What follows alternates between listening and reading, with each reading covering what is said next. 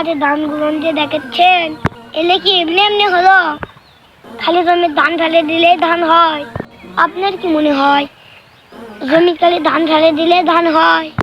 একই সাথে জমি এটাও এক বিঘে এটাও এক বিঘে, এটা তো সেটি ধান লাগাচ্ছে, এটা তো সেটি ধান লাগাচ্ছে, এটা তো 5 কেজি ধান লাগাচ্ছে, এটা তো 5 কেজি ধান লাগাচ্ছে, এটাও তো 10 কেজি সার দিছে, এটাও তো 10 কেজি সার দিছে, অথচ এই জমি ধর 10 মণ ধান আর এই জমি তো 12 মণ ধান। অথচ আমরা কত বোকা, আমরা কই জমি সার দিলেই বেশি ধান হয়। আরে ভাই এলে কোনো মানুষের ক্ষমতা নাই, ধানের কোনো ক্ষমতা নাই, সারের কোনো ক্ষমতা নাই।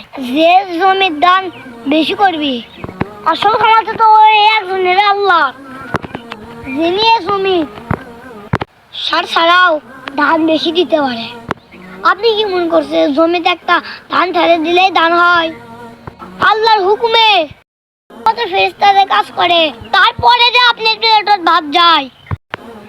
আপনি আর আমি কত নিমু খারাম, ওই আল্লাহ শুকরিয়া আদায় করি না, অথচ মুনাফিকের লাগান আমরা কই জমির যদি কষ্ট না করনি তাহলে ধান হলো না নি।